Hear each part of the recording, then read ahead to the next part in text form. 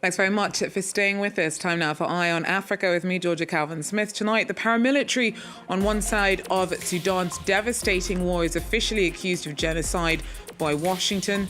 Ethnically driven attacks on civilians lead to sanctions for RSF leader Hemedti, but the army has also been called out for atrocities and war crimes.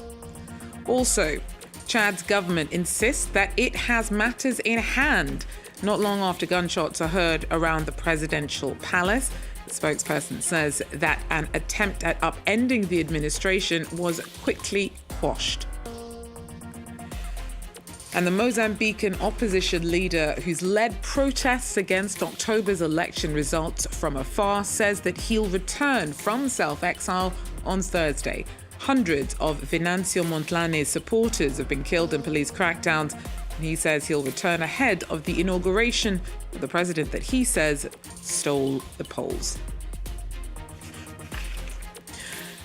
But first, the world's biggest humanitarian disaster continues to claim victims as the war in Sudan drags on.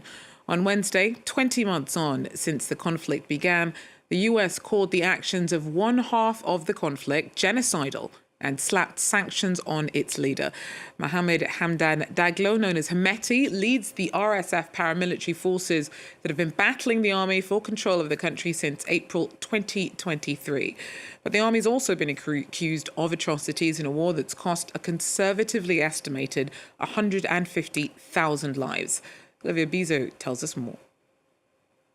The genocide determination will have no immediate legal effect, but it includes sanctions that target RSF leader Hemedti.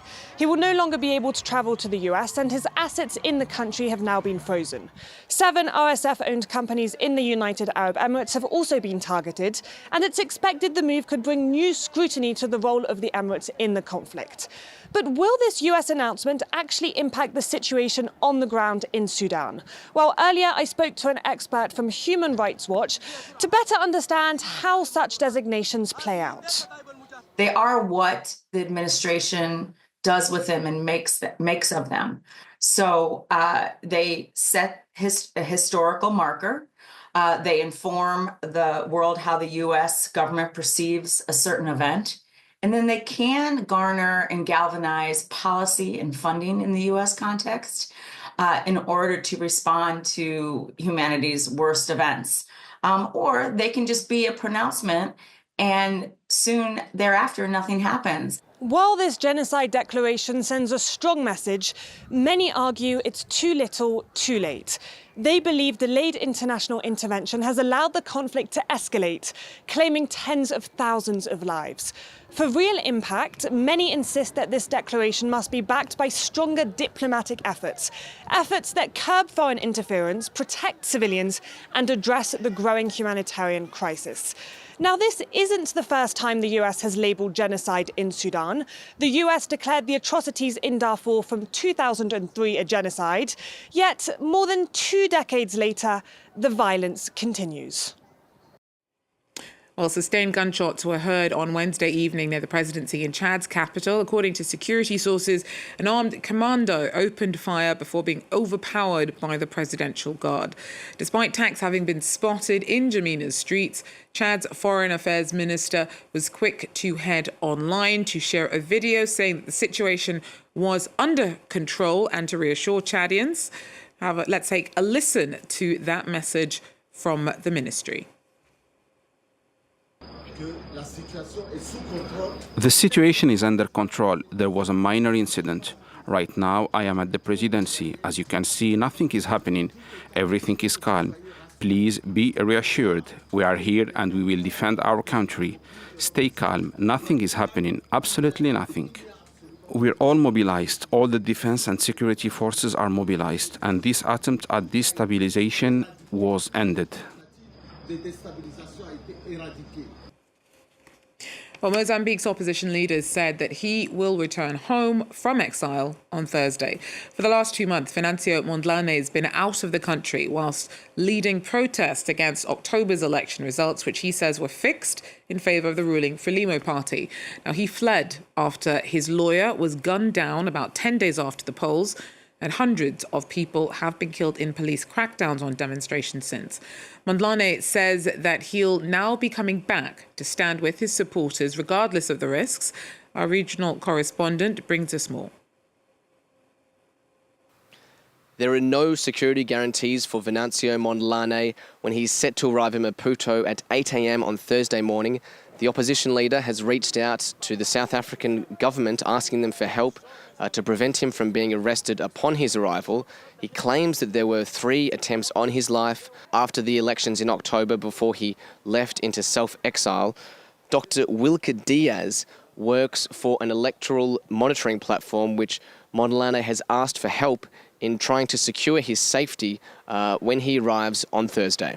Venancio Mondlane asked for more safe conditions, for example, security during this process. He asked for the other organization or international organization in Mozambique to go to the airport to try to guarantee the security for him and the other type of things, because he's afraid to have something happen to him. So that is the reason he asked not only for the my NGO, but the others NGOs and to other countries to try to do something to guarantee the security for him.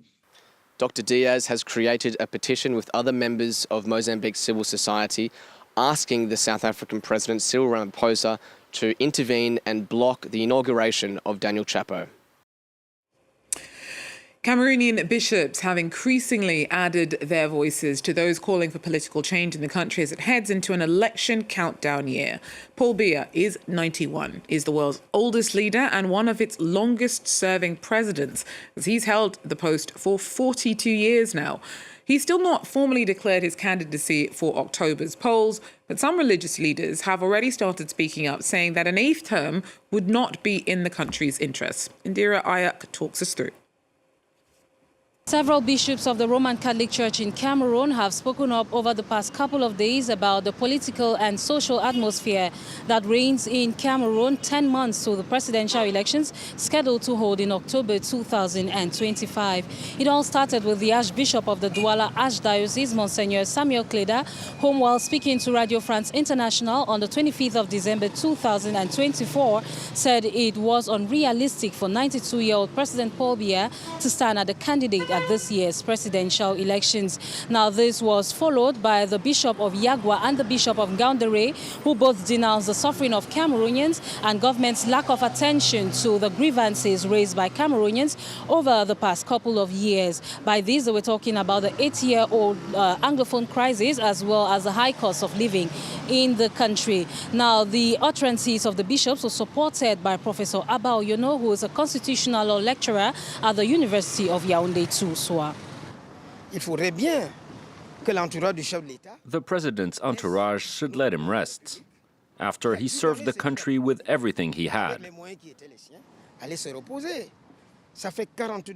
He's been in power for 42 years, and when we evaluate his time in office, you will agree with me that it's been negative.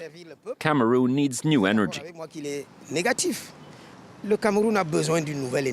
Some members of the ruling CPDM party have denounced the outing of the bishops, saying it is an abuse of the freedom of expression which exists in Cameroon. Meantime, the Ministry of Communication, in a release on Tuesday, has qualified the utterances of the bishops as misleading and a misinterpretation of the words of President Paul Biya during his end-of-year address to the nation on the 31st of December 2024.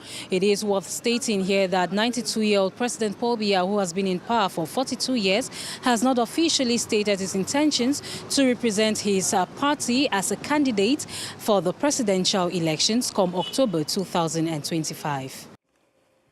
Indira Ayoke there for us. Now, Senegal is moving ahead with plans to put more of its own identity and culture into key streets and has begun changing the names of landmarks named after French colonial figures. It's all part of President Bassirou Diomaye Faye's push to better celebrate the country's rich indigenous cultural heritage. Our team sent us this report. Senegalese activists Adama and Colleen are members of FRAP, a Pan-African anti-imperialist organisation that's pushing back against the lingering trappings of colonialism in their country. They're currently campaigning to rename streets in Dakar's Plateau, the administrative heart of the capital. Dakar Plateau, rue La Périne. On ne connaît pas ce monsieur-là. Most of these streets are named after French colonial figures. For Adama and the team, they also perpetuate the historical suppression of Senegalese identity. These names are foreign to us, just as the colonists were foreign to our ancestors. Anyone who participated in colonization, anyone who enabled Africa to be ransacked and silenced, we don't want the names of those people. In December, President Diomaye Faye announced that many problematic street names would change after the inauguration of a new statue of colonial resistance leader Lat Diop in tears. The city's mayor played a big part in pushing for the tribute.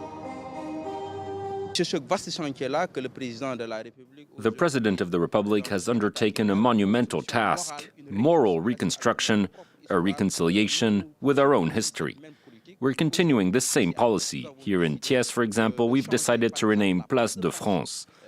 The most important square in our city is named after France. We've begun renovations, and when the work is completed, we will change the name of Place de France. The government has yet to announce a timeline for plans to honour national rather than colonial heroes, but it's a drive that's met with widespread support from Senegalese from all walks of life. Well, before we leave you now, back to one of our earlier top stories, that of the sounds of gunshots from Chad's capital. We're now joined by our correspondent in the city, Harold Girard. Harold, what more can you tell us about what happened on Wednesday evening around the presidential palace in N'Djamena? Good evening. What we do know for certain now is that the gunshots stopped by 9 p.m. on Wednesday evening. Civilian and military sources told us that the sound of shots went on for a bit less than an hour within and around the presidency here in the capital, N'Djamena. All those areas have been put under lockdown by authorities.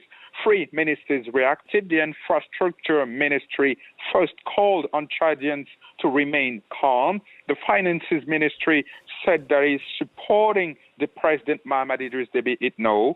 The minister of foreign affairs also released a video on his Facebook page saying that even if there was a destabilization threat, Chadian authorities are now in control. He also said the government will be issuing statements in the coming hours. Thank you so much for that breakdown. Harold Girard there for us in N'Djamena, Chad's capital. Well, that's it for Eye on Africa for now. Thanks very much for joining us. Do so again if you can. Till then, take care.